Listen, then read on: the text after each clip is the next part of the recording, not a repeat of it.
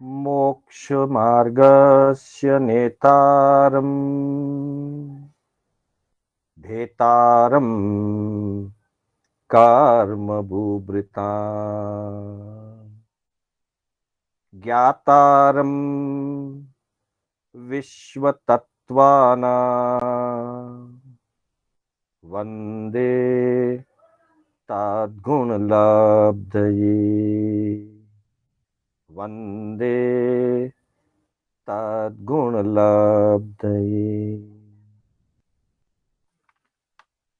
अनंत उपकारी चरम तीर्थंकर श्रमण भगवान महावीर को वंदन। प्रभु की परंपरा में विचरण करने वाले परम आदरणीय परम उपकारी समस्त चारित्र आत्माओं को वंदन। धर्म प्रेमी बंधुओं, सुशील माताओं एवं बहनों, श्री कर्नाटक जैन स्वाध्याय संघ के तत्वावधान में आयोजित जैन आगम सार, जैन आगम तत्व सार की आज 18वीं कक्षा है। मैं आप सभी का हार्दिक स्वागत एवं अभिनंदन करता हूं। बंधुओं, हमारी कक्षा मुख्य रूप से गणितानुयोग पर आधारित तात्विक विषयों को लेकर के चल रही है, जिसके अंतर्गत हम अपने जीवन का निर्माण आत्मबोध, विरक्ति भावना और सम्यक ज्ञान दर्शन चारित्र तत्व की आराधना में आगे बढ़ने का लक्ष्य प्राप्त कर सकें, इस दृष्टि को ध्यान में रखते हुए अलग अलग विषयों की हम चर्चा कर रहे हैं। आज हम 10 प्रकार के शस्त्र क्या होते हैं और कौन कौन से होते हैं, उनकी चर्चा हम आज करने जा रहे हैं। बंधुओं, सामान्य रूप से शस्त्र शब्द का अर्थ हम जानते ही हैं। शस्त्र जो है वो किसी भी व्यक्ति को या किसी भी प्राणी को, किसी भी जीव को मारने का या पीड़ा, कष्ट, वेदना पहुंचाने का कार्य करता है। शस्त्र शब्द के प्रयोग में ही, शस्त्र शब्द के अर्थ में ही कहीं न कहीं क्रूरता, कहीं न कहीं पीड़ा, वेदना छिपी हुई है। शस्त्र हिंसा का एक बहुत मुख्य साधन होता है। दूसरी अपेक्षा से 10वें कालिक सूत्र का जब हम अध्ययन करते हैं तो वहां पर 6 काय जीवों का परिचय दिया गया है। पुढवी चित्तमंतमखाया अनेक जीवा पुढो सत्ता अनत्थ सत्थ परिणयनम। जैसे पृथ्वी काय के लिए बात कही गई है, पुढवी चित्तमंतमखाया, पृथ्वी चेतनावंत कही गई है। अनेक जीवा, पृथ्वी काय में अनेक जीव होते हैं। पुढो सत्ता, प्रत्येक जीव की अपनी पृथक पृथक स्वतंत्र सत्ता होती है। ये बात इसलिए कही गई है कि भारतीय दर्शन के अंदर कुछ ऐसी भी मान्यताओं वाले दर्शन हैं जो ऐसा मानते हैं कि इस दुनिया में जितने भी जीव दिखाई दे रहे हैं, गोचर और अगोचर जो नहीं भी दिखाई दे रहे हैं, सूक्ष्म जीव और बड़े जीव जो दिखाई दे रहे हैं, वे सब जीव एक परम पिता परमात्मा की छाया है। अर्थात स्वतंत्र अस्तित्व नहीं है जीवों का, बल्कि एक परम पिता परमात्मा है।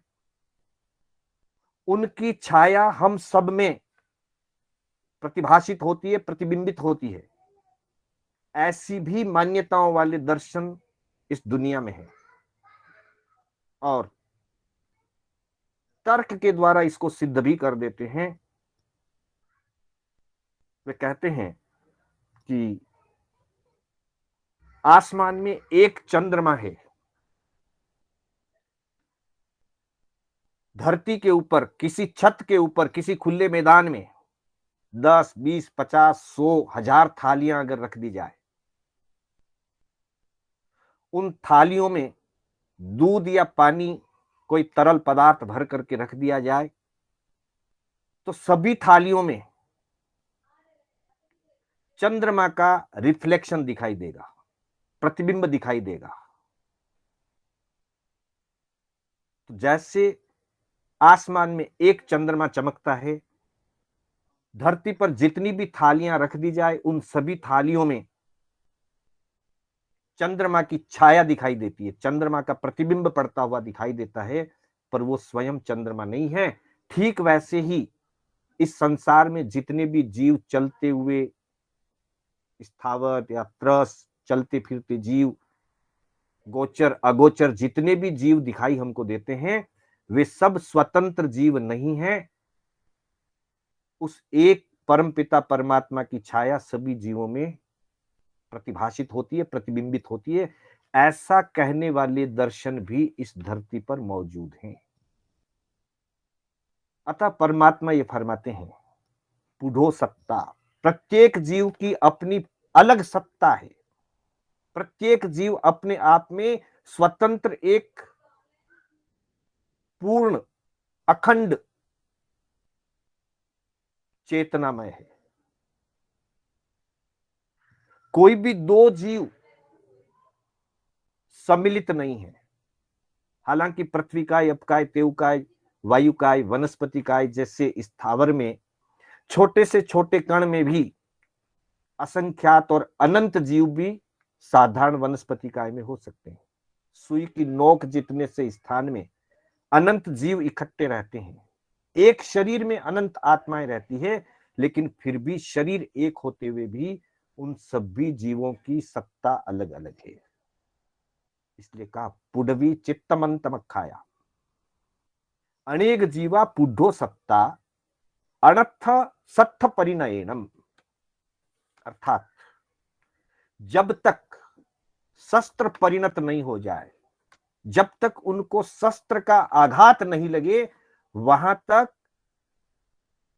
पुडवी काय, पृथ्वी काय सचित कही गई है, जीव युक्त कही गई है। जैसे पृथ्वी काय है, वैसे ही अप काय, तेव काय, वायु काय, वनस्पति काय और त्रस काय भी, सभी काय जीवों से युक्त है। उन जीवों की घात जिस साधन से होती है, जिन साधनों के द्वारा उन जीवों को कष्ट पहुंचता है, पीड़ा पहुंचती है, अथवा उनका आयुष्य घात हो जाता है, हनन हो जाता है, उनकी मृत्यु हो जाती है, उस साधन को शस्त्र कहा जाता है। अर्थात जीवों को प्राणों से रहित करने का साधन, जीवों को पीड़ा पहुंचाने का साधन, जीवों की प्राण शक्ति को बाधित करने वाले जो साधन हैं, कष्ट पहुंचाने वाले जो साधन हैं, वे शस्त्र कहलाते हैं। शस्त्रों के प्रयोग होने से सचित वस्तु अचित बन जाती है। अर्थात शस्त्र के लगने से प्राणों का घात होता है। प्राणों का घात होने पर आत्मा उस शरीर को छोड़ करके, उस गति, उस जाति को छोड़ करके नए शरीर में जन्म धारण करने के लिए चली जाती है, जिसे व्यवहार में कहते हैं मृत्यु हो गई। तो ऐसे शस्त्र मुख्य अपेक्षा से 10 प्रकार के कहे गए हैं। ठाणांग सूत्र के 10वें ठाणे में वर्णन आता है, 10 विहे सत्थे पन्नक्ते तंजहा, सत्थ मग्गी विषम लोणम, स्नेहो खारमंबिलम दुप्प उत्तो मनोवाया काया भावो य अवीरई सत्थम मग्गी विसमलोणम स्नेहो खारमंबिलम दुप्प उत्तो मनोवाया काया भावो य अवीरई। अर्थात आगमकार का कथन है कि 10 विहे सत्थे पन्नत्ते तंजहा। शस्त्र अर्थात जिनसे प्राणियों का घात होता हो, हिंसा होती हो, पीड़ा पहुंचती हो, उसे शस्त्र कहते हैं। और वे शस्त्र 10 प्रकार के कहे गए हैं। सत्थम अग्नि, सबसे पहला जो शस्त्र है वो अग्नि को शस्त्र कहा गया है। फिर विषम, विष भी शस्त्र है, जहर भी शस्त्र है। लवण, नमक भी शस्त्र है। स्नेह अर्थात घी, तेल आदि पदार्थ भी किसी न किसी रूप में किसी न किसी दूसरे जीवों के लिए शस्त्र रूप होते हैं। खार, जो क्षार जो होता है, खार जैसे कुछ ऐसी चीजें जो खारी होती है, बहुत खारी होती है, और सामान्य रूप में खार जो है वो सोडा और सज्जी, उनको खार कहते हैं, जिनसे पापड़ आदि बनते हैं। और दूसरे रूप में, रासायनिक रूप में, केमिकल के रूप में जो कपड़े धोने का सोडा, कास्टिक सोडा आदि है, वो भी खार कहलाता है। तो वो भी प्राणियों के लिए शस्त्र रूप है। फिर कहा अम्ल, जो खट्टी वस्तु है, बहुत खट्टी वस्तु है, अथवा अम्ल के रूप में जिसको कहते हैं एसिड। एसिड भी रासायनिक वस्तु है, वो भी जीवों के लिए घात पहुंचाने वाली, पीड़ा पहुंचाने वाली होने से शस्त्र कहा गया है। ये 6 प्रकार के जो शस्त्र हैं, अग्नि, विष यानी कि जहर, लवण यानी कि नमक, स्नेह यानी कि घी तेल आदि, खार यानी कि सज्जी सोडा, विभिन्न प्रकार के खार वाले रासायनिक पदार्थ, और अम्ल यानी एसिड, तेजाब आदि, ये 6 प्रकार के वस्तु रूप शस्त्र हैं, द्रव्य रूप शस्त्र हैं। इनके प्रयोग करने से अनेक प्रकार से अनेकों अनेक जीवों की घात हो सकती है। जैसे कहीं अग्नि का समारंभ किया जाए, चाहे वो दीपक जलाते हैं, चाहे वो चूल्हा जलाते हैं, चाहे मशाल जलाते हैं, छोटी या बड़ी किसी भी प्रकार की अग्नि का समारंभ जो है वो दूसरे सभी काय के जीवों के लिए शस्त्र रूप है। अग्नि का जब समारंभ होता है तो वायुकाय के जीवों को भी कष्ट पहुंचता है, तेवकाय के जीव तो वे स्वयं है ही, अपकाय को भी घात पहुंचता है, पृथ्वी काय को भी घात पहुंचता है, वनस्पति काय को भी आघात पहुंचता है, और त्रस्काय के जीवों को भी आघात होता है। कभी कभी बड़े रूप में अग्नि का अगर समारंभ होता है या आग लग जाती है कहीं, तो हम देखते हैं मनुष्य और बड़े बड़े पंचेंद्री प्राणी भी, गाय भैंस घोड़े आदि भी उसके अंदर जल करके मर जाते हैं। छोटे स्तर पर चूल्हे आदि में, मोमबत्ती जलाने में, दीपक जलाने में कीट पतंगे आदि मर जाते हैं, और वायुकाय आदि जीवों की विराधना तो होती है किसी अपेक्षा से, क्योंकि अग्नि के निमित्त सभी 6 काय जीवों की विराधना होने की संभावना रहती है। इसलिए आगमकारों ने अग्नि रूप शस्त्र को सबसे बड़ा शस्त्र कहा है। अग्नि रूप शस्त्र को सर्वभक्षी कहा है। सर्वभक्षी व अग्निनो है, अग्नि के समान सर्वभक्षी शस्त्र होता है। ये 6 काय जीवों के लिए भी शस्त्र रूप होता है। दूसरा है विष, जहर। कीटनाशक पदार्थ हैं, खेती आदि में काम आते हैं, वो एक तरह के पॉइजन हैं। द्वेष बुद्धि के कारण कभी कभी कोई लोग दूसरे जीवों को जहर आदि दे करके उनकी हत्या कर देते हैं। और जहां खेती बाड़ी के अंदर कीटनाशक पदार्थ जो हैं छिड़के जाते हैं, डाले जाते हैं, खेती करने वाले का अपना कर्म है, उसकी अपनी आवश्यकता है, लेकिन है तो वो शस्त्र रूप ही। कई कीड़े मकोड़े मर जाते हैं, कितने ही वनस्पति के जीवों को भी आघात पहुंचता है, पृथ्वी के जीवों को भी आघात पहुंचता है। जितना तीक्ष्ण शस्त्र होता है उतनी ही तीव्रता के साथ वो घात पहुंचाता है। इसलिए विष को भी शस्त्र कहा गया है। फिर है लवण। लवण के अंतर्गत मुख्य रूप से नमक को लिया गया है। जब कभी भी किसी भी सचित पदार्थ के ऊपर नमक लगाया जाता है, जैसे पानी है सचित, नमक मिलाया जाएगा।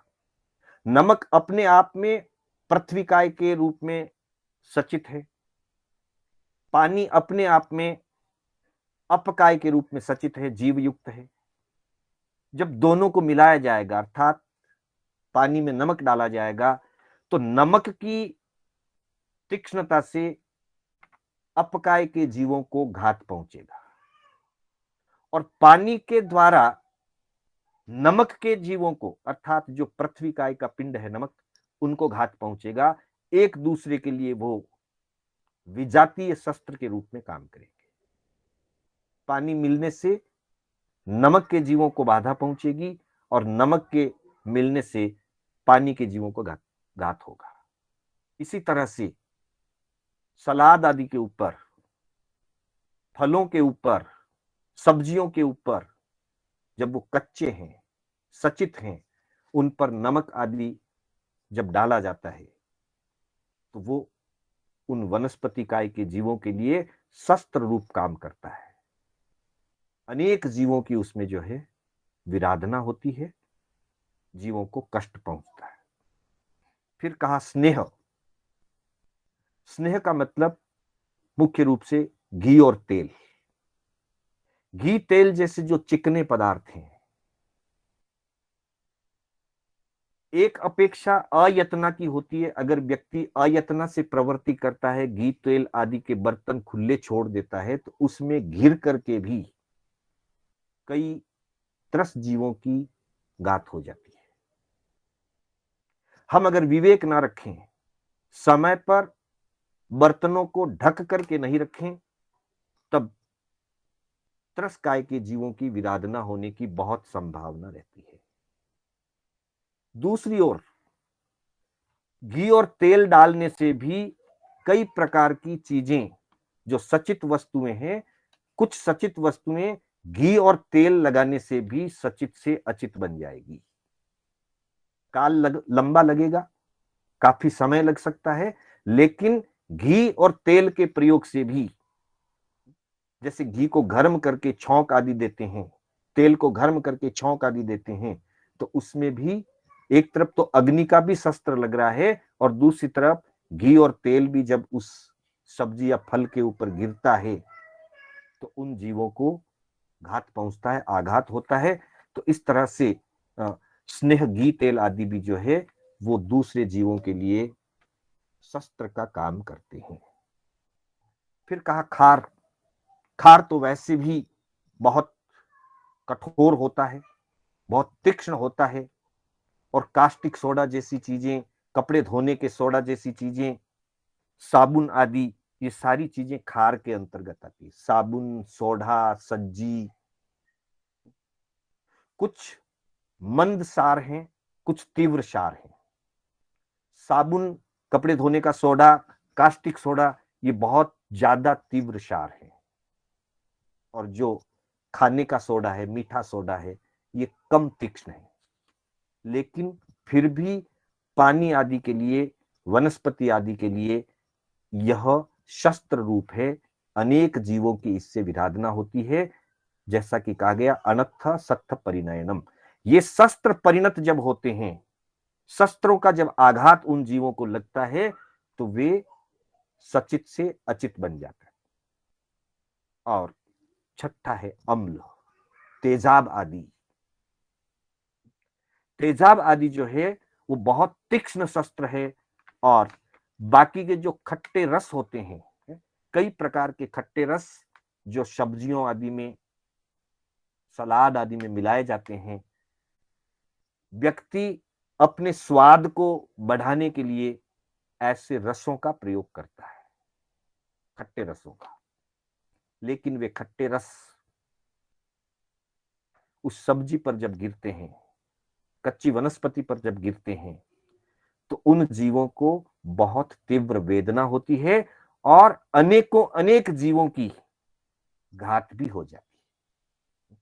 और तेजाब जैसी वस्तु अगर गिर जाए तो बहुत भयंकर रूप से शस्त्र परिणत करती है, बहुत तीव्रता के साथ जीवों को आघात और कष्ट पहुंचाती है। ये 6 शस्त्र जो हैं इनको द्रव्य शस्त्र कहा गया, क्योंकि ये सब वस्तुएं हैं।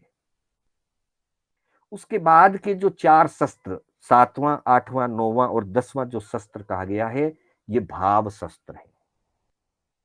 अर्थात दुष्प्रयुक्त मन, दुष्प्रयुक्त वचन और दुष्प्रयुक्त काया। अर्थात मन, वचन और काया की यत्ना न रखना, मन से किसी के प्रति दुर्भावना करना, मन से किसी के प्रति अहित की चाहना करना, मन से किसी के प्रति रौद्र परिणाम रखना, तीव्र राग और तीव्र द्वेष की परिणति करना, ये सब दुष्प्रयुक्त मन है। मन दुप्पड़ी हानि, वय दुप्पड़ी हानि, काय दुप्पड़ी हानि। मन दुक्कड़ाए, वय दुक्कड़ाए, काय दुक्कड़ाए। मन का दुष्कृत्य, वचन का दुष्कृत्य, काया का दुष्कृत्य। मन के द्वारा दुष्प्रणिधान, वचन के द्वारा दुष्प्रणिधान और काया के द्वारा दुष्प्रणिधान। अर्थात मन, वचन और काया से दुष्प्रवृत्ति करना, मन से बुरा सोचना, बुरा चाहना, किसी का अहित चाहना, किसी के अहित की कामना करना, रौद्र ध्यान करना, ये सब शस्त्र रूप है। भले हमारी बुरा चाहने से किसी का बुरा हो या ना हो, लेकिन हो सकता है। इसी तरह से वचन का दुष्प्रयोग, दुष्प्रयुक्त वचन, अर्थात जब कोई व्यक्ति बात करता है, किसी को कुछ बोलता है, यत्ना विवेक अगर नहीं रखता है, कटु वचन बोल देता है, छेदकारी, भेदकारी, मर्मकारी भाषा का प्रयोग कर लेते हैं, पीड़ा पहुंचे और चुभे जैसी बात बोल देते हैं, जब इस प्रकार की वचन की दुष्प्रवृत्ति होती है तो कई बार सुनने वाले को बहुत पीड़ा होती है, बहुत कष्ट होता है। कभी कभी किसी के वचनों को सुन करके, बहुत मर्मभेदी वचनों को सुन करके कुछ व्यक्ति आत्मघात तक भी कर लेते हैं। और दुनिया में वाणी सबसे बड़ा साधन है व्यवहार का। काया सीमित है, काया की प्रवृत्तियां सीमित होती है और मन की प्रवृत्तियां बाहर दिखाई नहीं देती है, लेकिन वचन की प्रवृत्तियां प्रत्यक्ष में दिखाई देती है, सुनाई पड़ती है। और वचन की प्रवृत्तियों का दायरा बहुत बड़ा है। इसलिए वचन को दुष्प्रवृत्ति के रूप में नहीं उपयोग करना चाहिए, कटु वचन का प्रयोग नहीं करना चाहिए, छेदकारी, भेदकारी, मर्म भेदी भाषा का प्रयोग नहीं करना चाहिए। यहां तक कि ज्ञानियों ने तो यहां तक बताया है, हम जब खुले मुंह बोलते हैं ये भी वचन का दुष्प्रयोग है। इसलिए जब भी हम सामायिक संवर करते हैं, दया पोषद करते हैं, तो मुपत्ति का उपयोग करते हैं। ये व्यवस्था की बात है कि हम टेक्नोलॉजी के माध्यम से अध्ययन का आदान प्रदान कर रहे हैं, लेकिन ये भी वचन का एक प्रकार का दुष्प्रयोग है। खुले मुंह बोलना भी जीवों को आघात पहुंचाता है। तो वचन का दुष्प्रयोग भी शस्त्र रूप है। और काया का दुष्प्रयोग, काया की दुष्प्रवृत्ति अर्थात यत्ना से, विवेक से काम न करते हुए अयत्ना और अविवेक से उठना, बैठना, चलना, फिरना, जैसा कि 10वें कालिक सूत्र में बताया गया है, अजयम चरमाणो य, अजयम चिट्ठमाणो य, अजयम आसमाणो य, अजयम चरमाणो य, अजयम सयमाणो य, अजयम भुंजमाणो य, अजयम भाषमाणो य। अयत्ना से चलना, अयत्ना से खड़े रहना, अयत्ना से बैठना, अयत्ना से सोना, अयत्ना से बोलना और अयत्ना से भोजन करना, इसमें मुख्य रूप से काया की दुष्प्रवृत्तियां हैं। और वचन की जहां बात आई है वो वचन की दुष्प्रवृत्ति है, और भोजन की जहां बात आई है वो मुख्य रूप से मन की दुष्प्रवृत्ति है। तो ऐसे अयत्न से कार्य करने पर छिकाई जीवों की विराधना होती है, छिकाई जीवों की हिंसा होती है। और उस 6 कायिक जीवों की हिंसा होना जहां निमित्त दुष्प्रयुक्त मन, वचन और काया बनते हैं, तो वो उन जीवों के लिए शस्त्र रूप हो जाते हैं। तो हमारी मन, वचन, काया की प्रवृत्ति यत्नापूर्वक होनी चाहिए। और बाकी जो द्रव्य शस्त्र जो बताए गए हैं, वहां किसी भी चीज का ग्रस्त होने के नाते कहीं कहीं हमको कुछ चीजों का प्रयोग करना पड़ता है, लेकिन यत्नापूर्वक करें ताकि अधिक जीवों की हिंसा ना हो। वैसे ग्रस्त का जीवन पूर्ण रूप से अहिंसा से तो चल नहीं सकता, कहीं न कहीं तो ग्रस्त के जीवन में हिंसा का निमित्त बनता ही बनता है। लेकिन अनावश्यक हिंसा से बचें, तीव्र हिंसा से बचें, क्रूरता से बचें, और जहां तक बिना हिंसा के कार्य हो सकता है, हमें ऐसे तरीके ढूंढ करके काम करने का लक्ष्य रखना चाहिए। फिर भी घर परिवार के संचालन में छोटी बड़ी हिंसा तो लगती है, उसका भी हमें अपने मन में अफसोस रहना चाहिए और अंतर में हमारे अनुकंपा और कोमलता की भावना रहनी चाहिए, क्रूरता के परिणाम नहीं आने चाहिए। और आखिर में 10वां जो शस्त्र बताया है वो है अविरति शस्त्र। अर्थात जब तक जीवन में विरति भाव नहीं आया, संयम के परिणाम नहीं जगे, असंयम सबसे बड़ा अस्त्र शस्त्र है। अविरति सबसे बड़ा शस्त्र है जीवों के लिए, क्योंकि अविरत जीव, असंयमी जीव किसी न किसी रूप में 6 काय के जीवों की विराधना करता ही करता है। द्रव्य रूप से कभी ना भी करता हो, पर असंयम के जो परिणाम है, हमारे अविरति के जो हमारे परिणाम हैं, उस परिणामों में राग द्वेष की तीव्रता चलती ही रहती है। और वह राग द्वेष की तीव्रता जीवों के लिए शस्त्र रूप काम करती है और हमारे लिए कर्म बंधन का काम करती है। तो जिस प्रवृत्तियों से जीवों को आघात पहुंचता है और जिन प्रवृत्तियों से हमारे कर्मों का बंध होता है, वे सारी प्रवृत्तियां द्रव्य या भाव रूप से, कुछ द्रव्य रूप से, कुछ भाव रूप से और कुछ द्रव्य भाव दोनों। और वैसे जहां पर भी द्रव्य होगा वहां भाव जुड़ा होगा, और जहां भाव से हम दुष्प्रवृत्ति करेंगे तो वहां किसी न किसी द्रव्य का हम साधन भी साथ में लेते ही रहते हैं। तो ज्ञानियों का ये कथन है कि ये 10 प्रकार के द्रव्य और भाव शस्त्र कहे गए हैं। साधक को अपने साधना मार्ग में आगे बढ़ते हुए इन शस्त्रों का त्याग करना चाहिए, अर्थात अशुभ मन, वचन, काया की प्रवृत्ति का त्याग करना चाहिए, अविरति और असंयम का त्याग करना चाहिए, और बाकी द्रव्य रूप जो भी शस्त्र हैं उनसे यत्नापूर्वक प्रवृत्ति करते हुए उन सभी प्रकार के छह काय के जीवों की विराधना से बचने का लक्ष्य रखना चाहिए। इसी मंगल कामना के साथ कि हम असंयम से संयम की ओर बढ़ें, अविरति से विरति की ओर बढ़ें और दुष्प्रयुक्त मन वचन काया का त्याग करके शुभ मन वचन और काया और उसमें यत्नापूर्वक प्रवृत्ति करें। इसी मंगल भावना के साथ मैं अपने शब्दों को विराम देना चाहूंगा। मेरे बोलने में कोई स्खलना हुई हो या जिनाज्ञा विपरीत कथन हुआ हो तो उसके लिए बारंबार मिच्छामि दुक्कडम। मंगल पाठ के साथ हमारी कक्षा का विराम होगा, गुरुदेव की आज्ञा से, बड़े श्रावकों की आज्ञा से। चत्तारि मंगलम अरिहंता मंगलम सिद्धा मंगलम साहू मंगलम केवली पन्नतो धम्मो मंगलम। चत्तारि लोगुत्तमा अरिहंता लोगुत्तमा सिद्धा लोगुत्तमा साहू लोगुत्तमा केवली पन्नतो धम्मो लोगुत्तमो। चत्तारि शरणं पवज्जामि अरिहन्ते शरणं पवज्जामि सिद्धे शरणं पवज्जामि साहू शरणं पवज्जामि केवली पन्नतम धम्मम शरणम पवज्जामि।